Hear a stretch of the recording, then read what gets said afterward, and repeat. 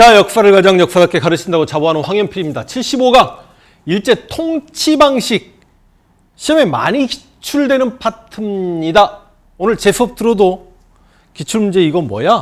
기출문제 75 이거 안 풀어질걸요? 아마 기출문제 중에 가장 어려운 게 처박힌 것 같습니다. 지금 이야기했다고 이거 쳐다보지 마시고 이건 아주 어렵게 나온 문제고 제 수업 내용이 훨씬 더 많이 중요하니 제 수업 내용에 집중을 해 주시기 바랍니다. 일제 통치 방식을 공부하면서 일제강점기 연표를 여기서 이렇게 하나 그려볼 수 있도록 하겠습니다. 일제강점기는 이 연표 가지고 모든 게 해결이 가능하니 이 연표를 여러분들도 꼭 그려 놓으실 수 있어야 되고 그려 놓으셔야 되고 안 보고도 그리실 줄 알아야 됩니다. 1910년에 나라를 빼앗겼죠. 일단 통치 방식은 1919년 무슨 운동입니까? 다들 아실 것 같은데 3.1운동으로 통치 방식이 바뀝니다. 그리고 1931년에 전쟁이 확대됩니다. 무슨 사변? 만주 사변 전쟁 연도는 여러분들 알고 계셔야 됩니다. 그리고 1945년 우리가 일제로부터 해방을 맞이합니다. 이렇게 세 시기로 쪼개는데 이 시기를 무슨 통치기라고 하냐면 소위 깡패 통치기, 무단 통치기라고 합니다. 자, 무단 통치가 3.1운동 때 깜짝 놀라가지고요. 소위 문화 통치기로 이렇게 바뀝니다. 그리고 전쟁이 만주사변이 이때 일어나고요. 태평양 전쟁이 중일 전쟁이 37년에 발발하고 태평양 전쟁이 41년에 발발하면서 민족 말살 통치가 더욱 강해지거든요. 그래서 이 시기를 전체적으로 민족 말살 통치기다라고 이야기하는데 보시면 아시겠지만 쪼개놓고 보니까 여기는 대충 1910년대 이렇게 이야기하실 수 있는 거죠. 그리고 여기는 1920년대다. 여기는 1930에서 40년대입니다. 그래서 앞으로 일제강점기를 공부할 때는 1910년대, 20년대, 30년대 통치 방식, 다음 시간에 경제 수탈, 그리고 독립운동사를 공부하더라도 이거 1910년대 국내 혹은 국외, 그리고 이게 1920년대 무장투쟁이야, 1930년대 무장투쟁이야. 막 이런 식으로 시기를 구분하는 문제가 상당히 많이 기출됨을 알고 계시면 될 것 같고 오늘은 통치 방식 공부하니까 예를 들어서 우리가 항일 의병운동 공부할 때 을미, 을사, 정미의병 확률 33%로 비교하면 문제가 거의 풀렸거든요. 마찬가지입니다. 이거 무단 통치냐? 이건 문화 통치냐? 이건 민족 말살 통치냐? 근데 진짜 여러분 이게 이 파트 역시 제가 비하인드 스토리 섞어서 이야기하면 이것도 60분짜리 수업인데 지금 그렇게 할 수는 없잖아요. 포인트만 잡고 가겠습니다. 여러분 당연히 통감부는 알 거예요. 1905년에 을사조약 체결하고 통감부가 만들어졌죠. 외교를 관장했죠. 초대 통감이 이토 히로부미였죠. 통감부가 명칭이 뭘로 바뀌냐면 총독부로 바뀝니다. 그러니까 나라를 빼앗기면서 야 경복궁에 일장기가 걸리고 그 앞에 총독부 건물이 광화문을 허물고 날일자 건물이었다 이런 얘기까지 하면은 진짜 너무 길어집니다만 총독부로 바뀌고 총독부 사진자료까지 여러분 알고 계시면 좋겠고 총독이 임명이 되죠. 총독은 일반적으로 육군 대장 출신이 임명됩니다. 총독 밑에는 총감도 있는데 정무총감도 있고 경무총감도 있어요. 정무총감은 행정을 담당하고 경무총감은 치안을 담당하겠죠.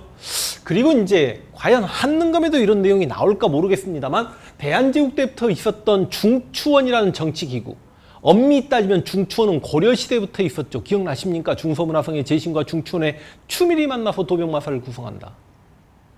그 중추원이 다시 만들어졌고 독립협회에서 중추원 관제를 반포하면서 그 중추원을 의회로 만들려고 했죠. 그 중추원을 살려둡니다. 왜 살려두냐면 중추원을 총독의 자문기구로 살려두기도 해요. 물론 중추원은 3.1운동 때까지 한 번도 소집되지 않았습니다. 그러니까 조선의 지도자급 인사들을 중추원의 고문으로 막 앉혀놓고 총독이 조선을 통치할 때 중추원을 통해 자문하겠다라고 해가지고 중추원을 살려두었다. 이게 실은 수험한국사에서는 많이 기출되는데 조금 어려운 내용이기도 합니다. 여러분 1910년대는 헌병경찰 통치기라고 합니다. 그러니까 남학생들은 다 아는 이야기죠. 남자분들은 헌병 그러면 군인 경찰이지 않습니까? 전시 상황도 아닌데 헌병이 치안을 담당한다? 술 한잔 마시고 이렇게 가고 있는데 손으로 움직이며 쏜다 그러면 이거 기가 막힐 노릇이잖아요. 그래서 헌병 아시죠? 헌병, 우리 조교수 선생님 자료 부탁드립니다. 헌병이 경찰을 내요. 헌병 경찰 통치기다라고 이야기하는데 이 헌병들이 즉결 처분권을 가지고 있습니다. 그러니까 손들어 움직이면 쏜다라고 했는데 움직이면 방아쇠 당길 수 있는 권한이 있었다는 거고 1912년에 조선 태영령이 발표돼 가지고 조선인들만 몽둥이로 때릴 수 있는 권한이 헌병들에게 주어집니다. 이걸 태영권이라고 이야기해요. 아, 1910년대 헌병 경찰 통치기였구나. 그래서 이거 대표적으로 이 헌병 경찰 통치기이기 때문에 무단 통치기다라고 이야기하는 거고요. 이 시기는 언론의 자유도 없고 출판의 자유도 없고 집회의 자유도 없고 결사의 자유도 없었습니다. 확실히 무단 통치기 맞았고요. 그 다음 교사나 공무원은 제복을 입고 칼을 찼습니다. 저도 이제 가르치는 입장에서 제복 입고 칼 차고 강의는 한번 해보고 싶어요. 그러다 막 좋은 놈도 있으면 빠가해로 막 그러게. 말이 됩니까 이게? 그래서 공무원이나 교사가 제복 입고 칼 찼습니다. 이런 무단 통치기 됐습니까? 무단 통치기의 대표적인 사례가 1911년의 백오인 사건. 백오인 사건로 뭐가 문을 닫았다? 신민회가 해체되었다. 지금 제 개념 교재에 보면 교육 이야기까지 나올 수 있어요. 있을 겁니다. 아마 뭐 우미나 교육 이런 1차 조선 교육령 이런 게 나옵니다만 교육은 나중에 문화 파트 가서 또 한 방에 할 수 있도록 하겠습니다. 그런데 이렇게 일명 깡패 통치기, 무단 통치기로 조선인을 통치하다가 이 3.1운동 때문에 깜짝 놀란 거예요. 아, 힘으로만 눌러서는 한계가 있구나라고 생각했던 일제가 무단 통치기를 소위 문화 통치기로 바꾸면서 문관 총독을 임명하겠다라고 합니다. 문관 총독을 임명하겠대. 근데 실제로 일제가 패망할 때까지 단 한 명의 문관 총독도 임명되지 않았습니다. 대신 경찰 통치는 보통 경찰 통치로 바꿉니다. 그러니까 원래 여러분 헌병 경찰 통치기에도 일반 경찰이 있었는데 헌병도 치안을 담당했단 말이죠. 그런데 이 헌병들에게 너 군대에 계속 남아있으면서 헌병할래? 아니면 경찰복으로 갈아입을래? 그래서 상당수 헌병을 경찰로 돌립니다. 그래서 보통 경찰 통치기라고 하지만 경찰 유지 비용이나 인력이나 장비는 오히려 더 증가합니다. 그래서 가장 중요한 포인트가 이 파트에서는요. 이 헌병 경찰 통치기가 바로 보통 경찰 통치기로 바뀌었다. 1910년대는 헌병 경찰 통치기, 20년대는 보통 경찰 통치기인데 보통 경찰 통치기로 해놓고 엄청난 악법을 하나 만들어요. 그게 바로 치안유지법을 딱 제정합니다.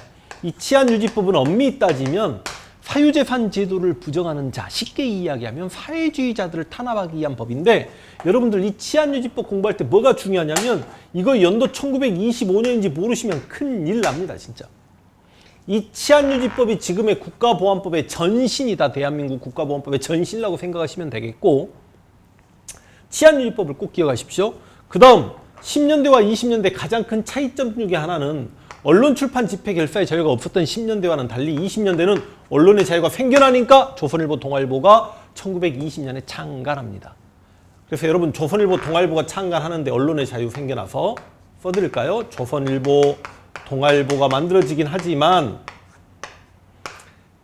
이 야나들이 자신들에게 불리한 기사가 실리는가 봐가지고 신문을 검열하고 삭간도 합니다. 그래서 신문 삭간 이렇게 보기자로 나오면 이게 1920년대라고 생각하시면 되시고 출판의 자유가 생겨납니다. 집회 모여서 시발시발 할 수 있는 자유. 그러니까 집회의 자유가 생겨나니까 농민 노동운동도 1920년대부터 가능해지는 거고요. 결사가 뭐냐면 무슨 단체를 만들 수 있는 자유죠. 이 자유가 생겨나기 때문에 이 자유가 없었던 1910년대는 뭔가 단체를 만들면 비밀결사 단체가 되는 겁니다. 독립운동사 공부할 때 1910년대 국내 비밀결사 단체라고 공부할 겁니다. 이해되십니까? 그리고 1920년대부터는 결사의 자유가 생겨나기 때문에 국내에서 굉장히 많은 여러 가지 단체들이 만들어지기도 합니다. 10년대와 20년대. 지금 제 책에 보시면 20년대 뭐 도평의회 부면협의회 이런 것들 만든다라고 나와 있을 거예요. 그래서 조선인들의 지방행정 참여를 독려하기 위해 도평의회 부면협의회를 만들지만 조교 선생님 이런 건 자막 안 달아주셔도 됩니다. 일부 친일파만 도평의회 부면협의회에 참여했다. 그 정도 잡아주시면 되겠고 10년대하고 20년대 확률 50%입니다. 이거 비교 못하면 이건 말이 안 되는 거예요. 됐죠? 그런데 여러분 1920년대 이 문화통치의 본질은 뭐냐면 우리 민족을 분열 이간질시켜서 친일파를 육성하려고 했던 게 문화통치의 본질입니다. 친일파 육성 될까요? 안 될까요? 친일파 육성 됩니다. 그건 나중에 공부하게 될 거고요. 여러분 이제 만주사변입니다. 와 이거 시간 없는데 대충입니다. 여러분 후발 제국주의 국가들은 전쟁을 통해서 세계 경제 공황을 이겨내야만 합니다. 그러다 보니까 독일 같은 나라도 전쟁을 했던 거고 얘네들은 이렇게 만주로 쳐들어갑니다. 이 만주사변이 1931년이고 침략하자마자 바로 만주를 접수합니다. 만주 괴뢰국을 만들죠. 근데 이 일제가 곧 중국을 쳐들어갈 것 같은데 아니나 다를까 중일전쟁을 일으킵니다. 여러분 중일전쟁에서 누가 이깁니까? 전투 자체는 원사이드 게임으로 일본 아이들이 이겨나가죠. 그래서 중국의 동부를 접수하고 난징에 가서 막 30만 명 대학살하고 그런 거 아닙니까? 근데 당시 중국은 두 개 정부가 있었죠. 국민당 장제스 정부. 공부하겠습니다만 나중에 김구 데리고 막 이제 충치까지 도망치고 그다음 빨갱이 마오쩌둥 탈로군 정부가 있는데요. 문제는 이 중일전쟁 때부터 일본 아이들이 전쟁이 꼬여요. 전투는 승리하지만 100만 일본군을 중국 대륙에 투입시켰는데 중국이 워낙 넓잖아. 이 국민당 장제스와 마오쩌둥이 도망가면서 항일전을 전개하니까 이들을 소탕하기 위해 내륙으로 들어가야 되는데 그 군인들을 운송하려면 트럭 타고 다녀야 될 거 아닙니까? 근데 여러분 일본은요. 일본은 조선을 식민지로 먹고 만주까지 점령했고 대만까지 먹고 있습니다만 석유가 계약한 대로만 수입해서 써야 되는 나라야. 전쟁이 확대되다 보니까 석유가 부족해. 막 타이어 빵꾸 납니다. 트럭 같은 것들. 그런데 고무가 부족해. 근데 이 동남아시아 남쪽에 보면 석유도 있고 고무도 있거든요. 그래서 일본이 여기 남쪽을 살짝 이렇게 쳐다보려고 하니까 당시 원래 전통적으로 일본과 계속 친했던 미국이 이제 일본에게 으름장을 놉니다. 미국의 유일한 식민지가 여기 필리핀이야. 그러니까 미국이 야! 쪽가리 그건 아니잖아. 남쪽 쳐다보지 마. 그런데 미국이 잠자는 사자에 무섭죠. 그러니까 알았어 미국아 우린 너희랑 사이좋게 지내고 싶어 하면서 계속 중국과 전쟁을 하는데 여전히 자원 부족 문제 때문에 힘들어하는 겁니다. 그러다가 미국의 항공모함이 하와이에 다 주둔해 있다는 소리를 듣고 얘라 모르겠다. 일본 입장에서는 이 항공모함을 가서 때려버리면 미국이 항공모함을 만들어서 우리 일본 열도까지 침략해 오는 동안에 시간을 벌 수 있을 것이고 우리는 그 사이에 중국 대륙을 점령하면 미국과 싸워도 승리할 수 있다. 그럼 세계를 제패한다. 이게 대동아 공영권이라고 생각하시면 되겠습니다. 일본이 하와이를 이렇게 진주만을 폭격해버리죠. 여러분 이게 1937년 중일전쟁이고 이게 1941년 태평양 전쟁입니다. 인류 역사상 최고의 멋진 선제 공격이라고 하지 않습니까? 진주만에서 미국이 다른 저항을 못했습니다. 그러니까 미국 의회에서 전쟁 승인해가지고요. 항공모함이 살아있었거든. 그 항공모함에 미국의 전투기들 싣고 일본을 폭격하려고 오니까 일본은 그게 무서워서 야 태평양에서 전쟁하자 여기저기 섬에서 했던 전쟁을 태평양 전쟁이라고 한다는 것 좀 알고 계시면 되겠네. 만주사변, 중일전쟁, 태평양 전쟁. 근데 전체적으로는 만주사변 이후부터 민족말살 통치기라고 했습니다만 일제는 실제로 민족말살 통치를 강하게 행했던 건 1937년 이후라고 보시면 되겠습니다. 오케이? 근데 이 민족말살 통치기에 여러분 중국 대륙에 일본 청년 100만 군인을 집어넣었습니다만 그래도 군인 숫자가 부족해. 일본 입장에서는. 그러다 보니까 조선 청년들도 일본 군복을 입혀서 이 중국 혹은 태평양 전쟁에 투입하고 싶은 거야.